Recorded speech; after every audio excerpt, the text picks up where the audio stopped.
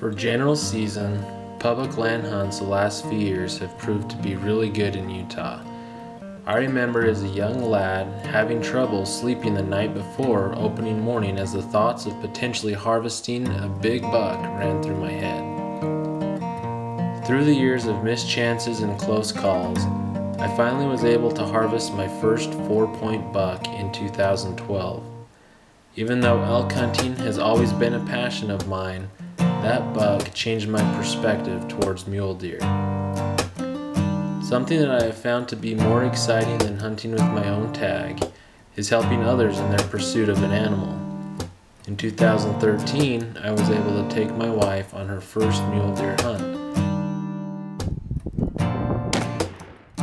She was 21 weeks pregnant with our third child. This is Kelly walking up to her 2013 buck. She just walked him with one shot from 360 yards. Shoots better than I do. First buck, first tag.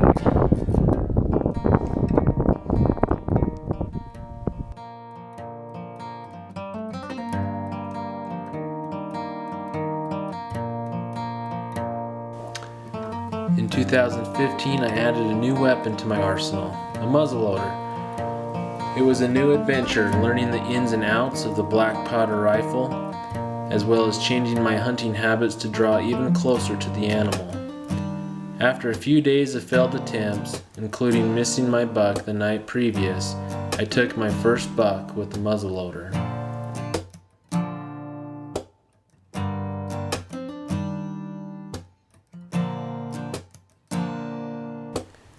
The following year, I would experience what I would claim the most memorable stalk to date. It didn't hurt that I walked away with my best buck as well, but I also feel like it has also made me more of a muley guy.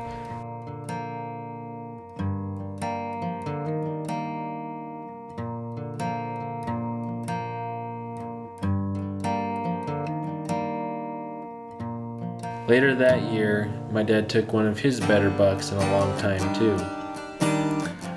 2017 was one of the best years in recent memory.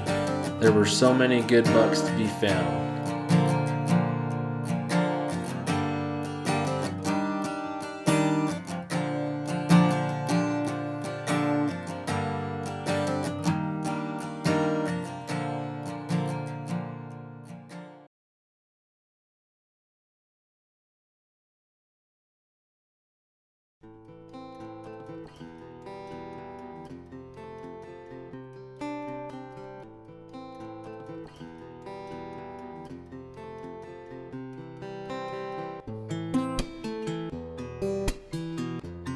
There were 3 tag holders in the family between myself, my wife, and my dad, mine being a muzzleloader and the others being rifle.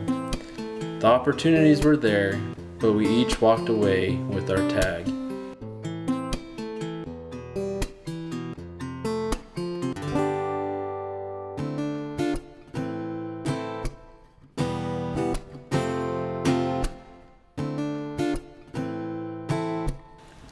Knowing the unit was as good as I had ever seen it, I opted to put my hat in the dedicated hunter pool.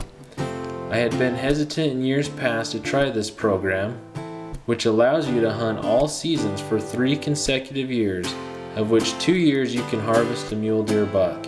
I had the points to draw, so I jumped in with the encouragement of friends, knowing I could figure out how to fulfill the requirements as time went on. I must say, getting involved with different volunteer projects has been rewarding. That first year, I felt like I relaxed more in the woods knowing that time was on my side. With that being said, there were 2 bucks that were certainly on my hit list. Unfortunately, as the moment came, I got a little ahead of myself and harvested one of the hit list buck's buddies. My first harvest had been punched, and I was only 3 days into the muzzleloader season. What a bummer.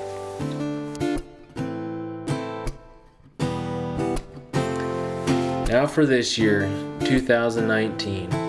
I had no intentions of harvesting a buck. My brother had drawn a tag and I wanted to help him get his best buck to date. With my kids getting older, I also wanted to include them more in my outdoor adventures. As many can attest, the year was different. We had a ton of snow going into spring. As such, some of my favorite water holes still ended up being dry. Through my scouting efforts, I had found a few nice bucks, but really only had my sights set on one of them.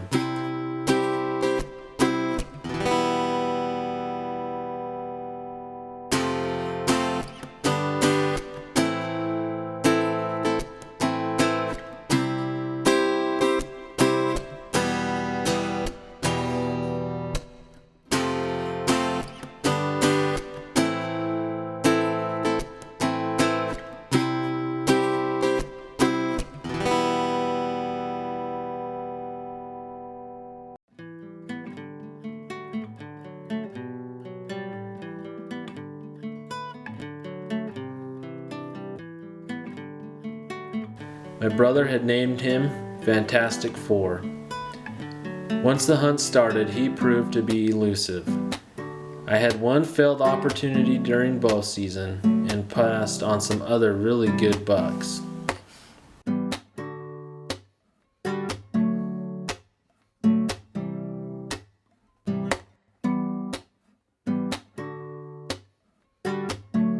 One morning, a really nice 3x4 crested the hill. I had a hard time getting an idea of what size of deer he was. I snuck to 15 yards one day, drawing back on him a few times, only to be blocked by brush each time.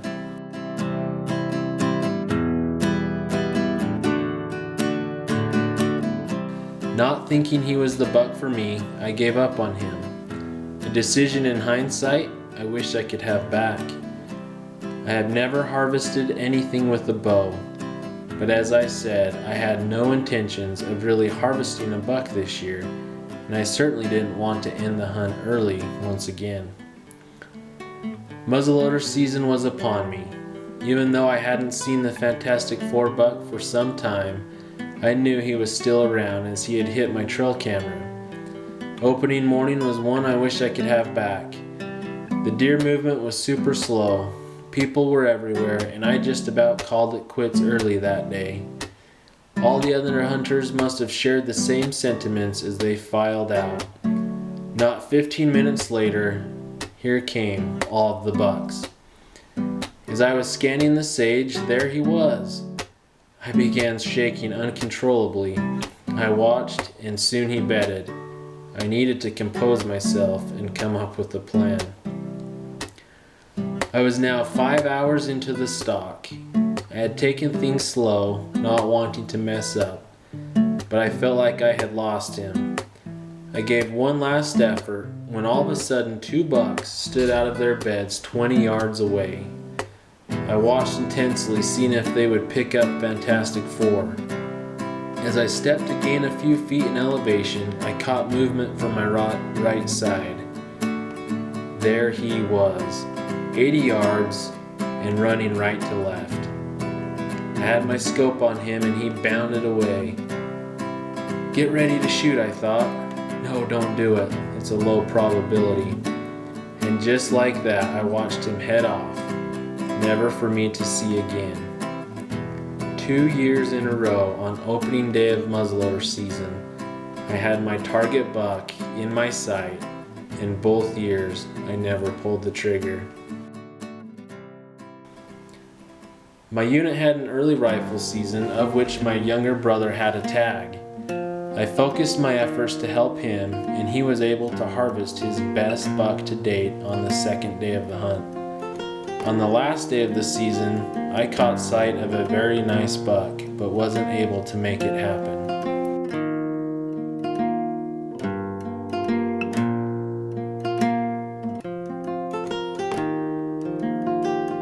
It was now the traditional rifle opener in Utah. My 2 oldest boys were to come with me. I had worries that we might get overhyped in the heat of the moment. Nonetheless, I wanted them to come. Unfortunately, the oldest was throwing up the night before. My plan was to go where I had last seen the nice buck with my brother, but since it was light, I elected to look at the mountain where Fantastic Four had been last seen. There were a number of decent-looking bucks, so we went that way. Shots were fired from all around us, and just like that, it seemed like the excitement of the morning was gone. My wife called and said my boy was feeling better and was upset that he didn't get to come. We decided that she would drive him to us. It was during that time period that my other boy who was with me and I found a decent buck. I knew the buck wasn't going to stay long. I didn't necessarily feel comfortable in ending the hunt. In the end, the earlier scolding from my boy on why we weren't shooting the bucks we were seeing won out, and I elected to take the shot. About the time we found the buck, the rest of my family wasn't far away, and we got a picture with all the kids. It indeed was a memory to last a lifetime.